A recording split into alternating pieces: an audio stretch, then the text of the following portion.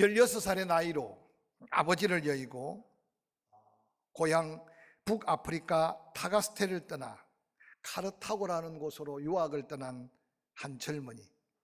근데 유학길에 올라서 그는 33살이 되어 예수 그리스도를 만나기 전까지 세상에 깊이 빠져들어갑니다. 온갖 향락에 빠져들어가고, 또한 당시에 마니교라고 하는 잘못된 종교에 깊이 흠치되어 빠져들어갑니다. 근데 어느 날 그가 하나님의 은혜를 덧입고 로마서를 읽다가 그가 구원을 받은 그의 아름다운 믿음의 고백이 있습니다. 바로 성 어거스틴의 고백입니다. 피조물인 인간은 하나님 밖에서는 평안을 얻을 수 없다라고 하는 그의 신앙의 고백이 담긴 명언을 남겼습니다. 저는 오늘 이 세상 사람들이 이 성 어거스틴처럼 세상의 향락을 쫓다가도 예수 만나서 그 예수 만난 감격 속에 고백하는 이 고백을 좀 살면서 경험하는 기회가 되었으면 좋겠습니다. 하나님의 은혜로 지원받은 피조물 인간, 하나님 밖에서는 참된 평안을 얻을 수가 없다는 이 고백은 바로 말씀 속의 고백이고, 한 믿음의 사람이 영혼을 회복한 은혜 안의 고백임을 기억하시기를 주의 이름으로 간절히 축원합니다. 요즘 주변을 살펴보면 얼마나 사람들이 바쁜지 모릅니다. 그래서 전 세계에 가장 빨리가 유행하는 민족이 어느 날 우리들이 되었습니다. 정말 일이 많아 바쁘고, 또한 바쁘게 살아서 뭔가 이루기 위한 목표도 있겠지만, 많은 심리학자들이 말합니다. 이 바쁨 속에 뭔가 또 그늘진 모습이 있는데, 그것은 자기 마음속에 두려움과 불안을 감추기 위한 수단으로 괜히 바쁜 척하고 산다는 겁니다. 다른 말로 말하면 뭔가 하지 않으면 불행할 것 같고, 뭔가 하지 않으면 세상에 뒤처질 것 같고, 그래서 뭔가 자꾸만 욕심을 부려 더 붙이고 더 쌓고, 그래서 설상가상으로 생각했던 것들이 다 이루어졌는데도 그 마음속에 근본적인 두려움과 불안을 해소하지 못하는 인생들이 오늘 우리 주변에 세상에 너무 널려 있다는 겁니다. 사랑하는 성도 여러분, 사람의 마음속에 심령의 평안을 잃어버리는 것은 바로 하나님의 은혜를 잃어버림으로부터 시작된다고 말합니다. 그래서 예수 그리스도께서 말씀합니다. 평안을 너희에게 준다. 내가 주는 평안은 세상에서 얻을 수 있는 게 아니다. 할렐루야. 뿐만 아니라 내가 주는 평안은 세상 그 누구도 빼앗아 갈 자가 없다고 친히 말씀하셨습니다. 여러분 심령 상태가 어떤지 한번 점검해 보시고, 혹이라도 하늘로부터 받은 평안까지도 잃어버리고 왠지 뭔가 모르게 쫓겨다니고 불안과 초조함 속에 살고 있다면, 우리는 다시 한번 하나님 안에서의 평안을 되찾는 이 한 주간 믿음의 도전이 있기를 주의 이름으로 간절히 축원합니다. 오늘 우리가 읽었던 본문 말씀은 사무엘상 19장부터 계속 이어지는 하나님의 말씀 속에 있는 한 이야기입니다. 사무엘상은 기도하는 어머니 한나가 사무엘을 낳고 영적으로 떠나있던 그 백성을 회복시켜 가면서 사울 왕을 세우고 사울 왕이 버림을 당하고 다윗이 다시 하나님의 영광스러운 선택을 받는 영적인 놀라운 한 가문과 한 사람의 패망과 한 사람 우여곡절 끝에 하나님의 은혜를 덧입어가는 이런 위대한 역사를 쓰고 있는 게 사무엘상의 역사입니다. 특별히 본문의 주인공 되는 사울은 하나님의 은혜 가운데 그가 왕이 되었습니다. 이스라엘의 초대 왕으로 기름 부음 받고 하나님 앞에 순종할 때 그는 승승장구 백전백승의 놀라운 영광을 누렸습니다. 늘 그 은혜 안에 살아야 합니다. 불구하고 어느 날 그가 교만해지기 시작했습니다. 사람의 교만은 하나님과 멀어지기 시작했고, 사람의 교만은 사람을 무시하기 시작합니다. 사울 왕 앞에 아무도 대적할 자가 없는 것 같은 교만에 빠졌을 때 하나님은 사울을 버리기 시작합니다. 사울은 자신이 하나님께 버림받은 줄도 모르고 어느 날 하나님께 마음 아픈 다윗을 끊임없이 추격하고 추적하고, 그러고 다윗을 죽이지 못해 그가 엄청난 스트레스를 받고 있는 모습을 성경은 소개하고 있습니다. 그가 지금 왕입니다. 그는 지금이라도 하나님 마음에 합한 자리에 돌아서면 하나님의 영광을 누려왔고 누릴 수 있습니다. 근데 그가 어느 날 하나님과 멀어지고 교만해지기 시작할 때 그의 마음에 찾아온 엄청난 위기가 도래합니다. 그는 무언가 두려움에 쫓겼습니다. 그리고 그는 무언가 불안에 떨기 시작합니다. 어느 날 어린 다윗이 그의 경쟁자로 보여지기 시작했습니다. 다윗이 골리앗을 쳐 죽이고 난 다음 여기저기 여인들이 모이면 사울은 천천히고 다윗은 만만이다.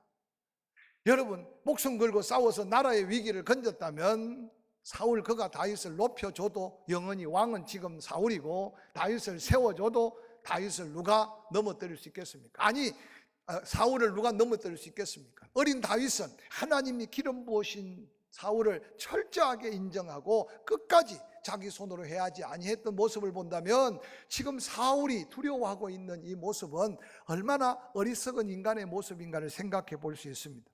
뿐만 아니라 사울은 왕의 자리에서 쫓겨날까 봐 두려워하고 있습니다. 다윗이 이제 반역을 일으키고 다윗이 그 자리를 빼앗아 갈 것 같은 위기감에 사로잡혔습니다. 오늘날 대부분 사람들은 힘들게 쌓아 올린 자기의 자리, 힘들게 쌓아 놓은 자기의 명예, 힘들게 모아 놓은 자기의 부귀와 뭔가 재물, 그걸 잃어버릴까 봐 불안하고 두려움에 사로잡혀 살아가고 있는 모습들을 발견하게 됩니다. 시편 42편 5절에 믿음의 사람은 그렇게 말합니다. 내 영혼아, 내가 어찌하여 낭망하며 어찌하여 내 속에서 불안하여 하는가? 너는 하나님께 소망을 두라. 그가 나타나 도우심으로 말미암아 내가 여전히 찬송하게 될 것이다 라고 권면했어요. 뿐만 아니라 사울을 해할 수 있는 사람은 아무도 없습니다. 근데 사울은 자신의 목숨을 잃을까 봐 지금 벌벌벌 떨고 있습니다. 당시에 왕으로 있는 사울을 누가 해할 수 있겠습니까? 좌우에 엄청난 장군들이, 그리고 사울 수하에 엄청난 군사들이 있습니다. 골리앗을 쳐 부순 것은 다윗의 힘의 능력이 아니라 하나님의 역사였다는 것을 사울이 깨달았다면 다윗이 두려움의 대상이 아니고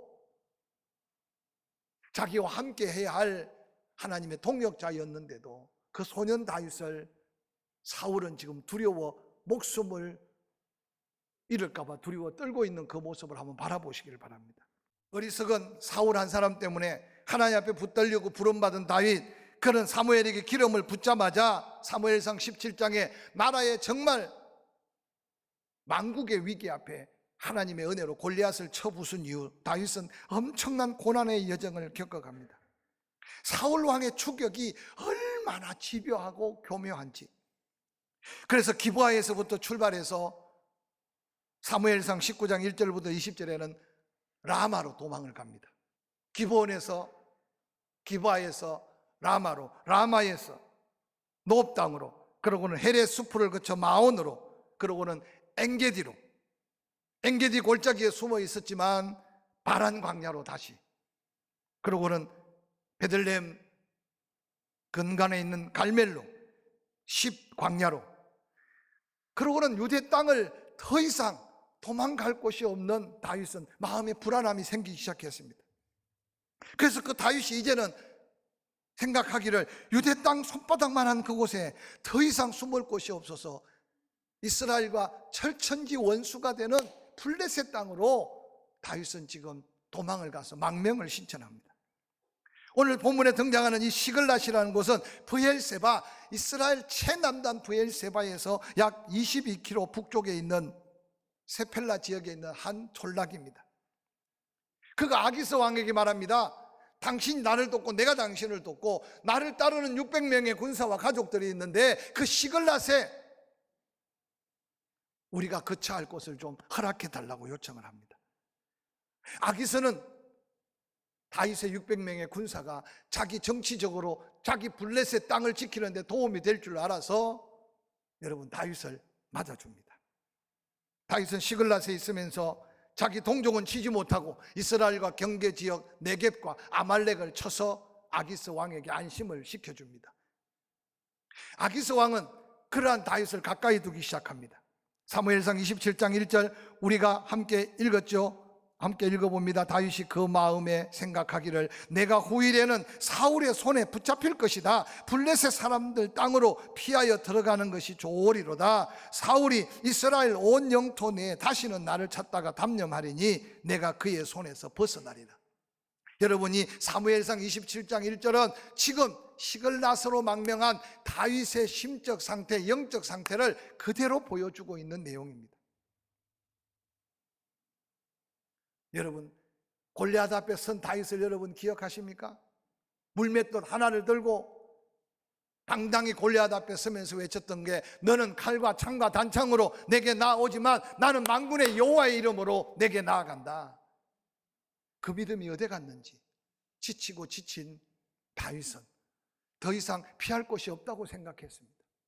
저는 이 말씀을 묵상하다가요, 하나님의 은혜를 잊어버리는 그 순간, 아니 받은 하나님의 은혜의 감격이 식어지는 그 순간, 이전에 숱한 믿음도 한순간에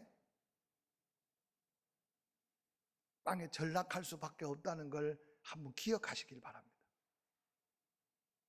다윗은 하나님의 은혜 가운데 엔게디 깊은 골짜기에 막다른 골목이지만 하나님이 지키시니 여러분 사울의 손에서 지켜주셨고, 수없는 피난길 속에 다윗이 안전한 것은 다윗이 잘 숨어서가 아니라, 환경이 숨을만 해서가 아니라 하나님이 지켜주시다는 사실을 다윗은 알았어요.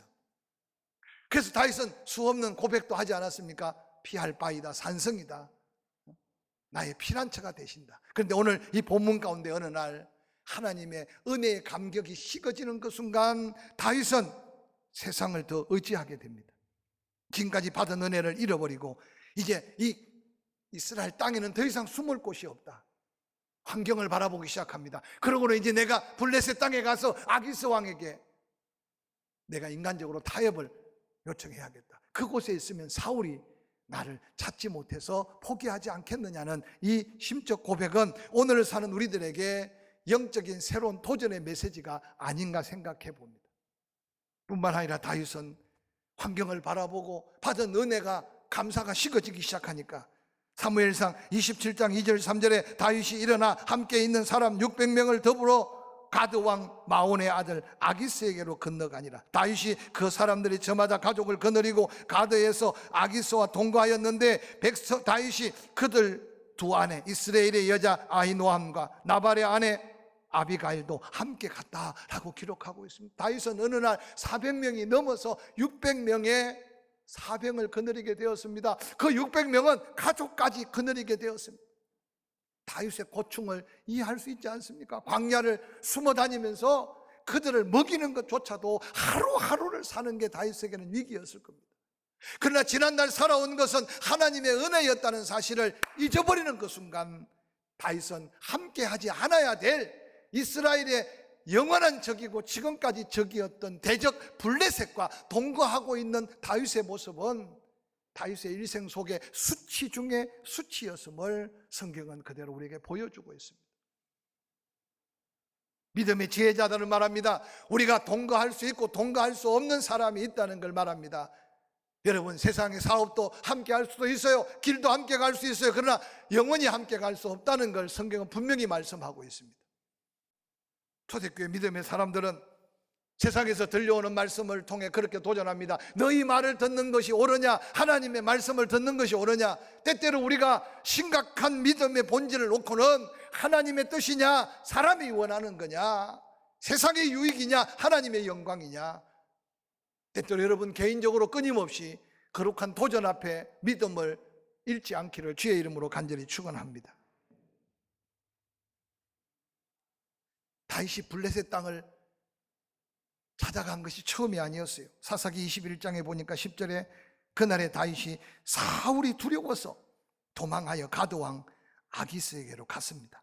아기스의 신하들이 아기스에게 말합니다. 지금 당신 앞에 와 있는 저 사람이 다윗입니다. 얼마 전에 골리앗을 쳐부숴서 우리가 이스라엘을 다 먹을 수 있었는데 저 친구 때문에 골리앗 장군이 죽고 우리가 대패했습니다.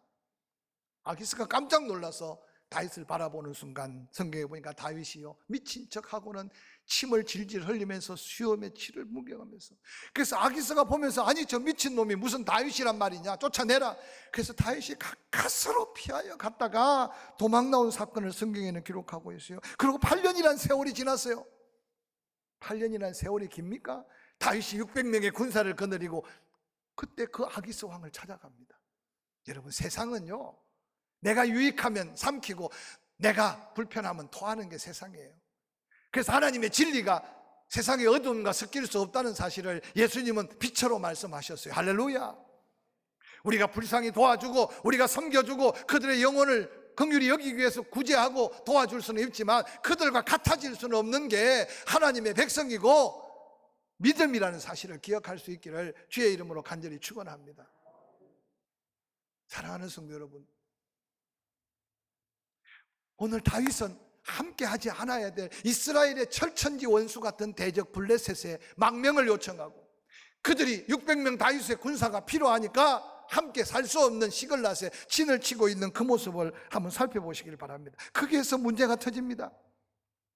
드디어 이 아기스가 이스라엘과 전쟁을 벌이려고 그러고는 다윗의 군대를 호출합니다. 그래서 시글랏에서 군사를 거느리고 지금 전쟁이 임박한 그곳에 아기스 군대, 블레셋 군대와 함께 합니다.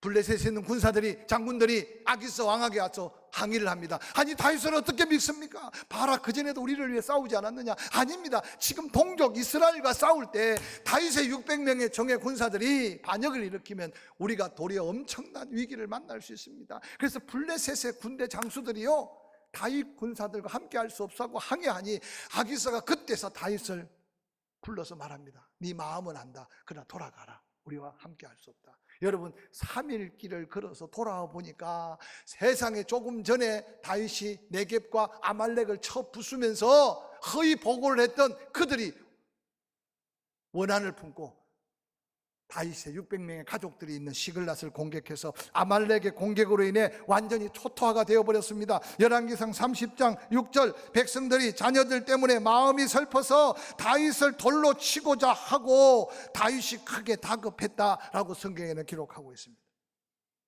다윗을 믿고 따랐는데, 그 숱한 고생을 했는데 자기의 처자식들이 다 끌려가 버렸어요. 시글랏의 본거지는 다 불타버렸어요. 그들이 얼마나 상처가 컸으면 대성통곡을 하며 다윗을 향해서 돌을 들어서 치려고 합니다. 다윗이 얼마나 다급했으면 크게 다급했다. 저는 오늘 다윗의 위기를 바라보면서요, 우리의 개인의 삶, 가정, 사업, 때로는 삶의 위기가 닥쳤을 때 하나님의 사람이 그 위기를 어떻게 대처해야 되는지 오늘 다윗을 통해 한 수를 배워가면서 코로나를 이기고, 경제적인 위기를 이기고, 인간관계 위기를 이기고, 할렐루야, 위기를 극복하는 지혜를 믿음 안에서 배울 수 있기를 주의 이름으로 간절히 축원합니다. 아마 교만한 다윗 같았으면 지금까지 너희들이 목숨 걸고 산 게 누구 덕인데 하고 맞짱을 떨 수 있고 맞부딪힐 수 있을 거예요. 그런데 다윗은 그 크게 두려움을 여호와 하나님께 향하여 나아갑니다. 성경은 그렇게 기록합니다. 하나님 여호와를 힘입고 다시 용기를 얻었더라. 짧은 말로 줄여져 있지만 그 함께 했던 그 다윗의 수하에 있던 600명의 군사들이 다윗을 향해 돌로 치며 내 아들 살려내라, 내 가족들 구해내라고 외칠 때 다윗은 마음을 가다듬고 하나님 앞에 겸허히 서가는 모습을 성경에 소개하고 있습니다. 다윗의 심적인 표정, 이 다급했다는 말은 학대와 권고한 환난을 당해 물리적이나 정신적으로 회복할 수 없는 아픔과 위기에 처한 상태를 지금 원어적으로 이 다급함이라는 말로 해석하고 있어요. 여러분, 오늘 이 땅에 이 다급함이 있지 않습니까? 청와대에서 누가 기도하는 사람이 있나요? 국회의원 중에 누가 금식하는 사람이 있나요? 한번 생각해 보세요. 그러면 교회는 기도하고 있나요?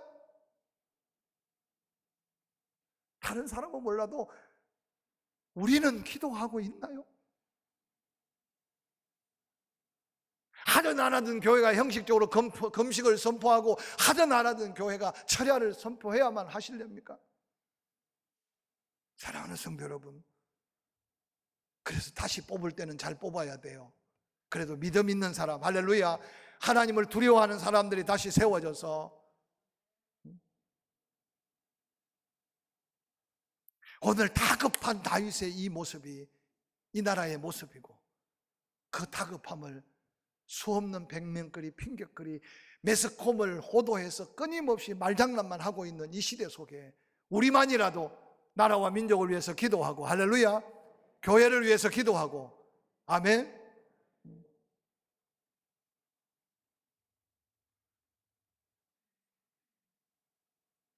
이어서 30장 7절 8절은 다윗이 이렇게 말합니다. 아히멜렉의 아들 제사장 아비아달에게 이르되 원하건대 예봇을 내게로 가져오라. 아비아달이 이 예봇을 다윗에게 가져가며 다윗이 여호와께 묻습니다.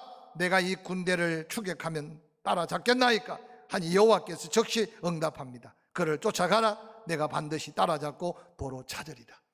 저는 이 말씀을 묵상하면서요, 근동 지역의 전쟁은, 잘 들으세요, 다 불사르고 다 쳐 죽이는 거예요. 근데 놀랍게도 아말렉 족속들을 다윗이 가서 다 쳐 죽였어요. 아말렉이 그 보복으로 지금 공격해 왔어요. 근데 놀랍게도요, 다윗과 그 수하의 자녀들 한 명도 손대지 않고 포로로 잡아갔다는 사실을 성경에서 발견할 수 있어요. 저는 이 말씀을 묵상하다가요, 우리 하나님 대충 믿어서는 안 되고 기도도 대충 해서는 안 돼요. 하나님은 다윗을 통해서 새로운 이스라엘 왕이 되어갈 준비를 시켜가면서 세상 사람들이 다 당하는 고난 같고 세상 사람들이 다 당하는 환난 같지만, 지금 다윗 앞에 당하는 환경은 하나님의 섭리 아래 환난이고 하나님의 섭리 속의 위기라는 사실을 기억하시기를 주의 이름으로 간절히 축원합니다. 할렐루야. 오늘 제사장을 불러서 그 예봇을 앞에 두고 하나님께 기도하는 다윗의 이 모습이, 우리가 지금 개인, 가정, 때로는 교회를 바라보면서, 이 사회를 바라보면서 기도해야 될 거룩한 도전이 아닐까 생각해 봅니다.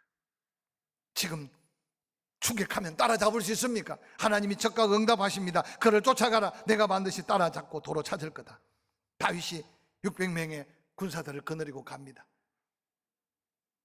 부솔 시내가에 이르렀는데 너무 먼 길을 오고 가서 지친 200명은 도저히 따라갈 수가 없어요. 그래서 부솔 시내가에 그들을 남겨두고 400명을 거느리고 쫓아갑니다. 한참을 가는데 한 젊은 소년을 만납니다. 누구냐?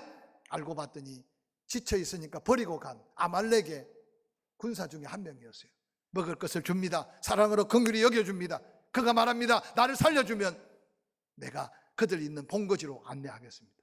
다윗이 추격해서 잃어버린 자녀들, 잃어버린 부인들, 자기의 두 부인까지 다 찾아서 도로 돌아오는 장면이 오늘 본문의 하이 클라이막스입니다. 말씀을 마무리하려고 합니다. 주일 한 번으로 예배를 드려야 하는 이 상황 속에, 이 한 번의 주일 드려진 말씀 속에 한 주간을 능히 이겨나갈 수 있는 하나님의 놀라운 믿음을 재무장하고 돌아가시기를 주의 이름으로 간절히 축원합니다. 거룩한 기도 제목을 가슴에 품으시기를 주의 이름으로 간절히 축원합니다. 함께 했던 600명이 돌로 치려하는 그 위기 속에 다윗은 그들을 상대한 게 아니라, 아니 내가 하나님을 떠나고 내가 하나님 앞에 서지 못해서 이 위기가 다가왔구나. 그 즉시 하나님 앞에 서서 하나님께 묻고 있는 다윗의 이 모습이 오늘 한국 교회의 모습이어야 하고 우리의 모습이어야 하지 않을까 생각해 봅니다. 하나님은 반드시 예비하시고 준비하신 섭리 가운데 우리를 이끄신다는 사실을 믿으시기를 주의 이름으로 간절히 축원합니다. 그 악한 아말렉이 긍휼이 있어서 죽이지 않은 게 아니에요. 그 악한 아말렉이 힘이 모자라서 죽인 게 아니에요. 죽이고 가는 것이 끌고 가는 것보다 훨씬 수월해요. 근데 여러분, 그 적군의 소나기 속에서도 하나님은 섭리하셔서 다윗으로 하여금 깨달아 하나님의 자리에 돌이키기 위해 하나님은 죽어야 할 자리에 살려가시면서 끌고 가는 그들을 추격하여 다윗이 다시 찾아오는 이 놀라운 역사는 위기를 다시 한번 기회로 바꾸어가는 하나님의 믿음의 역사임을 잊지 않으시기를 주의 이름으로 간절히 축원합니다. 모자라는 돈만 자꾸 세지 마시고 모자랄 때 기도하세요. 아멘. 계산한다고 10장이 20장 되고 10장이 100장이 되는 게 아닌 걸 믿고, 분명히 모자란 중에도 풍족함을 경험하는 기회로 삼는다면 이 경제적 위기가 또한 더 감사할 자리가 될 줄로 확실히 믿습니다.